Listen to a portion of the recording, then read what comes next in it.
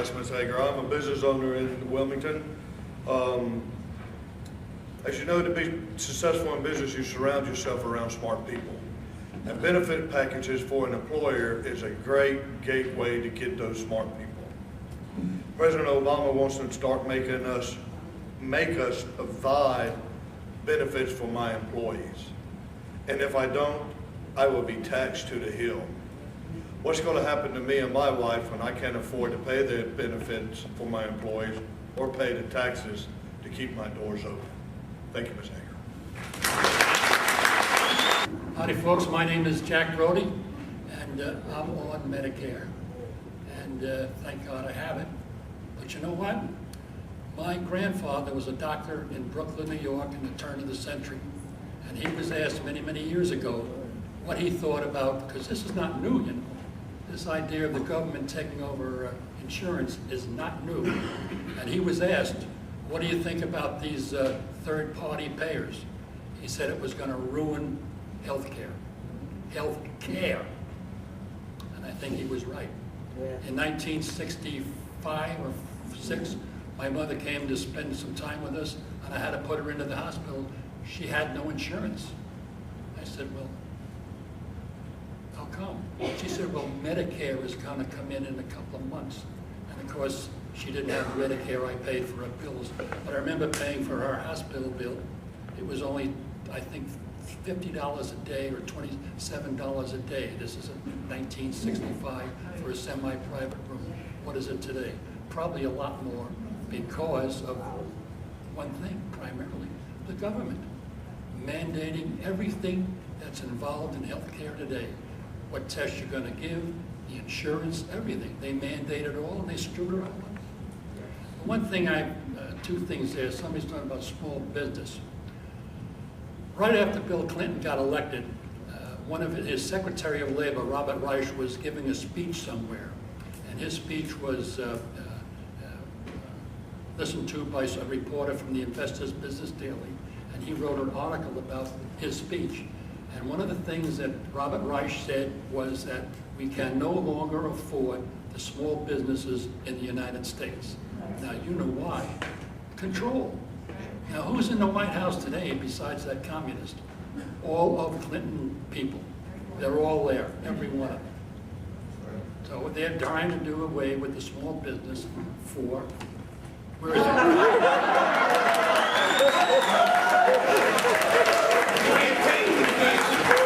Don't go away with the question, please. They're trying to do away with the small business. And my question for Senator Hagan is this. 58 years ago, in an induction center in New York City, I raised my right hand and took an oath to defend the Constitution of this country. And I have not forgotten that. So my question to you, Kay Hagan, is, it's been a very, very short time since you took your oath. What happened to it? And my wife and I were on the way to the gym, and we thought we'd stop by. And I'm glad you got an open forum that's peaceful and respectful and everything. I'll give you some background myself. I was raised up, well, I wasn't going to raise up, but anyway, I became a strong libertarian and objectivist. I went to Ayn Rand's, actually, objectivist school, met Ayn Rand. I was one of the founders of the Libertarian Party in North Carolina many years ago when I was living in Charlotte. So I don't know the philosophy well.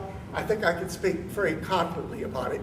But as a philosopher, I've always pushed myself to the limits on what are my foundations? What do I believe? How do I know it? What really grounds my beliefs? And as I went along, I looked at communism, especially during that period.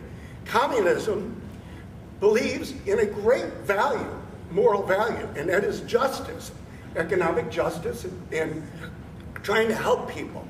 But what it did is it consumed and subsumed all other values, especially freedom and liberty.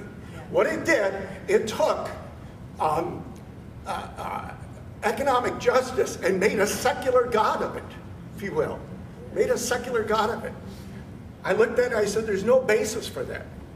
Later on, as I studied philosophy, I realized that libertarianism says that the only use for government is to prevent force and fraud. But I started to look at those foundations, what ultimately grounds it, and I found them lacking. In fact, I found there was no basis for it. And in fact, philosophers today, looking back at the 20th century with all the crazy ideologies, every one of them consumed and subsumed all of our high values. We all have high values. We all have compassion. We all want love. We all want freedom for sure. We all want liberty. And we do want justice for ourselves. We also, in educated societies, want a social contract that where each one of us give and share in our rights and responsibilities. I stand before you and ask you to consider your anti-government issues and look at your foundations, because like communism, libertarianism says that only freedom is the high value. Everyone here, if I ask you, I'll guarantee you, you have compassion in your hearts, you have love in your hearts, and you want justice. It's not the only value. Communism and libertarianism are cut at the same cloth. They're both extremist ideologies taking one simple idea to the extreme. I urge you to look that you have multiple high values and look at your social contract and look at this healthcare issue that we have what psychology calls confirmatory bias. We can prove our prejudice by selecting the facts. If you are absolutely against any kind of socialism or government healthcare, then you're going to see all the flaws within Medicare. But in fact, you're paying right now on your healthcare between no less than 25 to 38% of your dollars go to the health insurance companies, the management fees for that.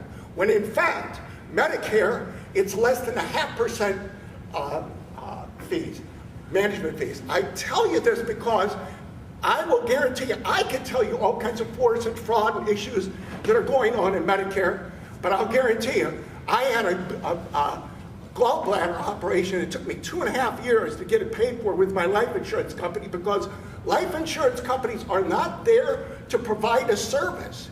They are there to deny service. It's the only service industry that's there to deny service. So I ask you just to be open-minded, look at your ultimate premises about why you are anti-government, and maybe see that it's a narrow ideology that hurts you, hurts your fellow human beings, and that there is a better way. And it's also to hold up our other high values of love, compassion, and justice.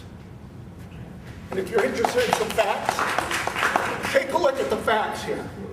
This is showing the deaths per 1,000 births of children. We're almost twice as high on infant mortality as any other advanced country. If you look at the core spending, can you see where the United States is? It's unbelievable. Take a look at the facts.